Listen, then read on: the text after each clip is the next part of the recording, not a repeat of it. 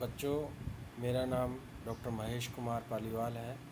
मैं रसायन विज्ञान में सहायक आचार्य हूँ तथा राजकीय कन्या महाविद्यालय में पदस्थापित हूँ। जैसा आपको पता है कि मैं आपको बीएससी पार्ट फर्स्ट के जो केमिस्ट्री का 4 प्रश्न पत्र होते हैं उसमें तीसरा प्रश्न पत्र भौतिक रसायन विज्ञान पढ़ाऊँगा।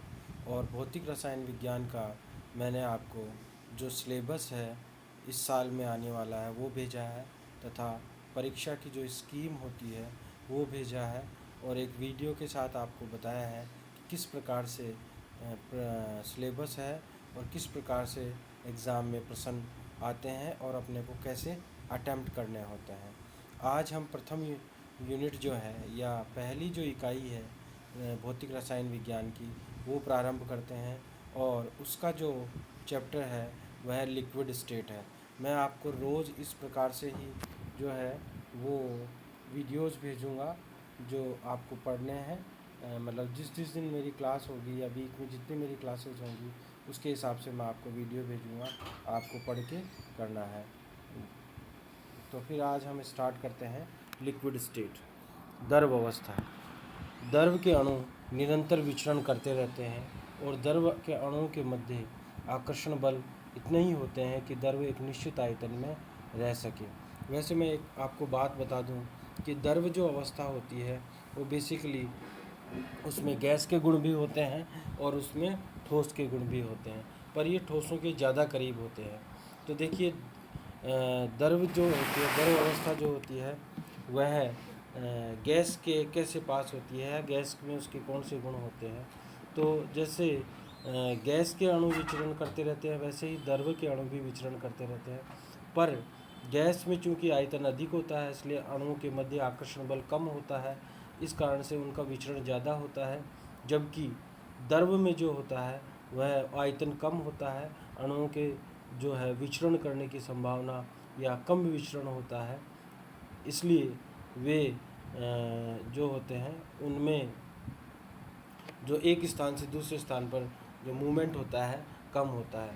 वैसे जो द्रव और गैस अवस्था जो दोनों होती हैं उनमें क्रांतिक ताप व दाब पर जो है उनमें भेद करना संभव नहीं होता।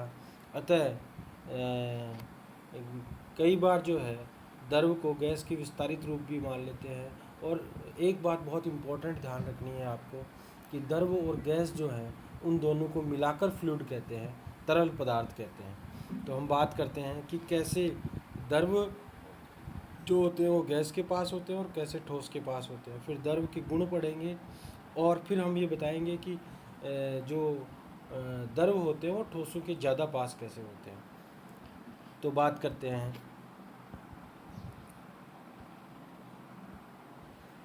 द्रव के अणु निरंतर विचरण करते रहते हैं और द्रव के अणुओं के मध्य आकर्षण बल इतने ही होते हैं कि द्रव एक निश्चित आयतन में रह सके। गैसों के विपरीत, ये गैसों के विपरीत है। क्रांतिक ताप व दाब पर गैसीय व द्रव अवस्था में भेद करना भी संभव नहीं है, इसलिए द्रव अवस्था गैसीय अवस्था का विस्तारित रूप माना जाता है और गैस व द्रव को तरल पदार्थ की श्रेणी में रखा जाता है, फ्लूइड्स की श्रेणी में रखा जाता है। तो आपको समझ में आ गया, लिक्विड का मतलब तो द्रव है, जो कि फ्लूइड का मतलब है गैस व द्रव दोनों है। अब देखिए ठोसों के कैसे पास में होते हैं द्रव, या ठोसों के कौन से गुण होते हैं।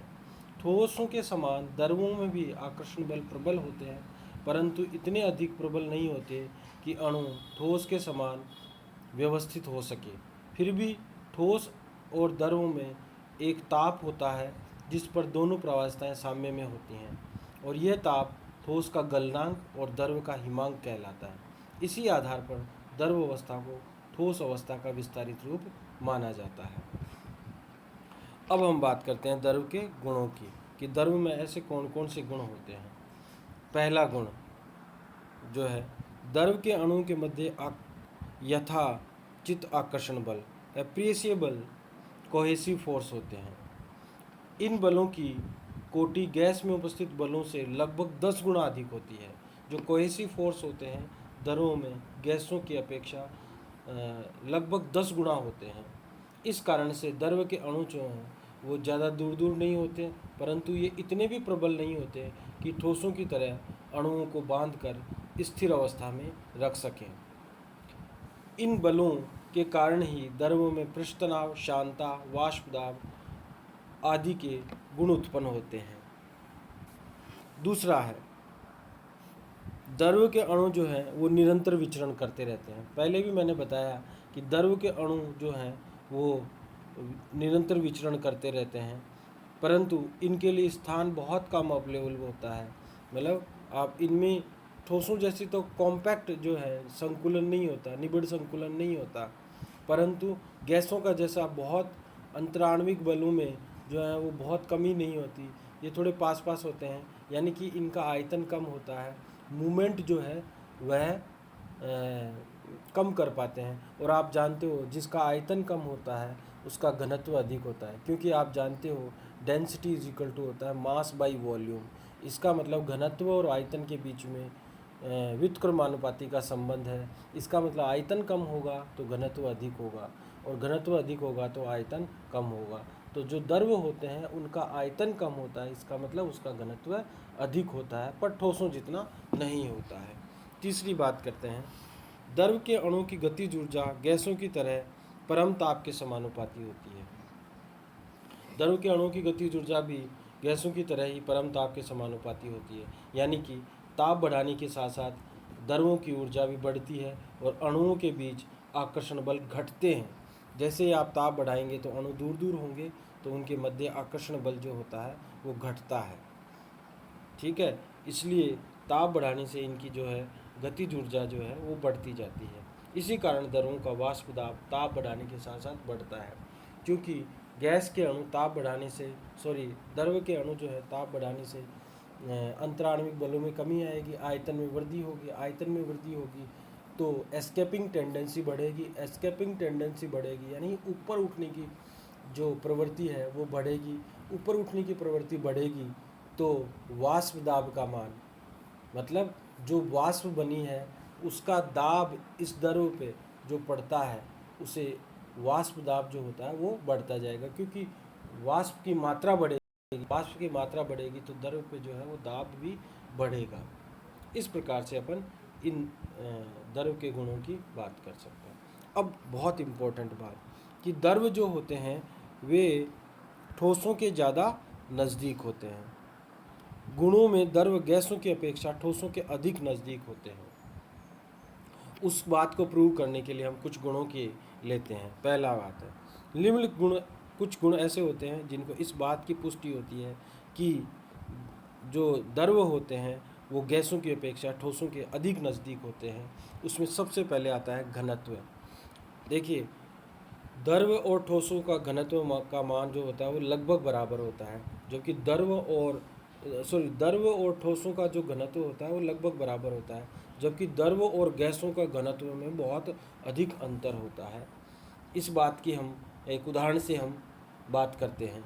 जैसे 0 डिग्री सेंटीग्रेड पर ये उदाहरण लेते हैं। जैसे 0 डिग्री सेंटीग्रेड पर जल का घनत्व 1 होता है, जबकि बर्फ़ का घनत्व 0.92 ग्राम सेंटीमीटर क्यूब होता है। देखिए बहुत कम अंतर है, 0.9 और 1 में बहुत कम अंतर है। जबकि 100 डिग्री सेंटीग्रेड पर जल का घनत्व 0.89 यानी कि 0.9 के बराबर लगभग हो गया। वह भाप का घनत्व 0.0008 ग्राम सेंटीमीटर क्यूब होता है। ठीक है, इतना होता है पर सेंटीमीटर क्यूब हो गया ये घनत्व। ठीक है, तो अब देखिए अंतर कितना है, बहुत बड़ा अंतर है, 10⁻³ के आसपास लगभग अंतर है, या 1000 गुना इसमें घनत्व में अंतर है। कारण ठोस व द्रवों में प्रबल आकर्षण बल होते हैं। इसका कारण क्या होता है, ठोस व द्रवों में तो प्रबल आकर्षण बल होता है, वह गैसों में दुर्बल वान डेर वाल्स बल पाए जाते हैं, अतः अणु दूर दूर रहते हैं। तो देखिए इससे हम ये कह सकते हैं कि ये द्रव्य जो होते हैं वो ठोसों के ज़्यादा नज़दीक होते हैं। अब दूसरी बात करते हैं विशिष्ट ऊष्मा। द्रव्यों की विशिष्ट ऊष्माओं के मान ठोसों से मिलते जुलते हैं, जबकि गैसों से भिन्न होते हैं। ये बात भी इस बात को प्रूव करती है कि द्रव्य जो होते हैं वो ठोसों के अधिक नज़दीक होते हैं। गलन की तीसरी बात है जो गलन की ऊष्मा का मान वाष्पन की ऊष्मा की तुलना में बहुत कम होता है।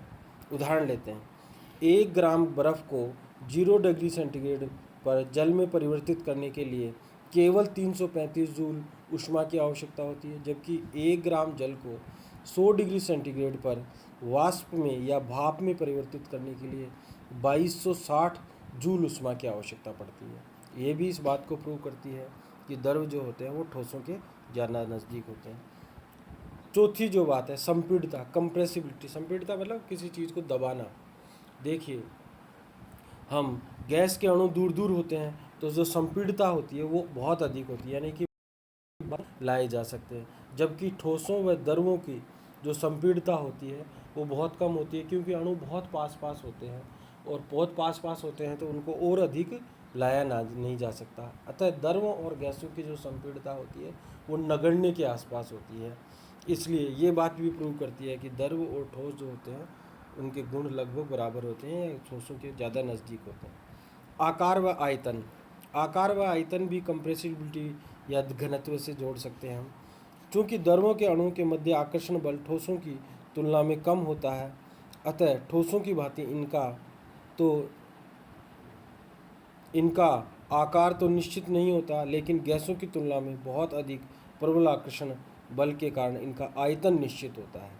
मतलब द्रवों में क्या होता है, अणु पास पास तो होते हैं फिर भी एक जगह होती है, इसलिए इनका आकार तो निश्चित नहीं होता पर आयतन हमेशा निश्चित होता है, क्योंकि बहुत ज़्यादा जगह नहीं होती, मूवमेंट ज़्यादा होता नहीं है, तो जितना आयतन होता है उतना निश्चित होता है। और ठोसों का भी आयतन निश्चित होता है, इसलिए। और जबकि गैसों का तो न तो कोई आकार होता न उनका कोई आयतन निश्चित होता है, इसलिए अपन ये कह सकते हैं कि जो द्रव है वो ठोसों के ज़्यादा नज़दीक होते हैं। फिर तापीय प्रसार व संकुचन। द्रवों का जो है तापीय प्रसार व संकुचन बहुत कम किया जा सकता है, जैसे ठोसों का किया जा सकता है, परंतु गैसों का तापीय प्रसार और संकुचन बहुत अधिक किया जा सकता है, क्योंकि गैसों के अणुओं के मध्य बहुत अधिक आकर्षण बल नहीं होता, तो आसानी से उसको प्रसार किया जा सकता है या बहुत कम ऊर्जा देकर उसको प्रसारित किया जा सकता है। और चूँकि अणु दूर दूर होते हैं तो आयतन का मान अधिक होता है, तो उनको संकुचित भी ज़्यादा किया जा सकता है द्रव और ठोसों की अपेक्षा। जबकि द्रवों में क्या होता है कि आपको मैंने जैसे पहले ही बताया है कि अणुओं के मध्य जो होती है वो जगह बहुत कम होती है, इसलिए उनका प्रसार व संकुचन बहुत कम होता है। ताप के प्रभाव से अणुओं की गतिज ऊर्जा बढ़ती है और अणु दूर दूर जाते हैं और आयतन बढ़ता है, इसे तापीय प्रसार कहते हैं। इसके विपरीत यदि पदार्थ के ताप में कमी लाई जाए तो आयतन में कमी आती है, इसे तापीय संकुचन कहते हैं। किसी पदार्थ के तापीय प्रसार गुणांक एल्फा के रूप में व्यक्त करते हैं। एल्फा क्या होता है, एल्फा इज इक्वल टू होता है 1/v into dv/dt at constant p। इसको अपन ऐसे भी लिख सकते हैं या फिर अपन ऐसे लिख सकते हैं 1/t into vt minus v0/v0, जहाँ v0 क्या है, 0 डिग्री सेंटीग्रेड ताप व स्थिर दाब पर आयतन है, जबकि vt जो है वो 0 डिग्री सेंटीग्रेड ताप व स्थिर दाब पर आयतन है। सामान्यतः क्या होता है, अल्फा का मान धनात्मक होता है, लेकिन कुछ द्रवों के लिए, ये बात याद रखनी है, लेकिन कुछ द्रवों के लिए जैसे H2O के लिए अल्फा का मान ताप की छोटी परास 0 डिग्री सेंटीग्रेड से 4 डिग्री सेंटीग्रेड तक के लिए ऋणात्मक भी हो सकता है। कारण क्या होता है, आयतन में कमी आती है। ठीक है, अपन क्या करते हैं, बर्फ़ को अगर पानी में कन्वर्ट करते हैं, 0 डिग्री सेंटीग्रेड में बर्फ़ है तो 4 डिग्री सेंटीग्रेड तक क्या होता है उसमें, आप जानते होंगे कि टेट्राहेड्रल स्ट्रक्चर में हाइड्रोजन बॉन्डिंग होती है बर्फ़ में, तो जब वो बॉन्ड टूटते हैं तो उनके बीच में जो कैविटी रहती है वो भर जाती है, तो बॉन्ड जो है, अणु जो पास पास आते हैं तो आयतन में कमी आती है। गैसों के लिए अल्फा का मान उच्चतम व ठोसों के लिए अल्फा का मान जो होता है वो न्यूनतम होता है। इस बात ये प्रूव होता है कि द्रव जो होते हैं वो ठोसों के ज़्यादा नज़दीक होते हैं। नेक्स्ट है, लास्ट है विसरण।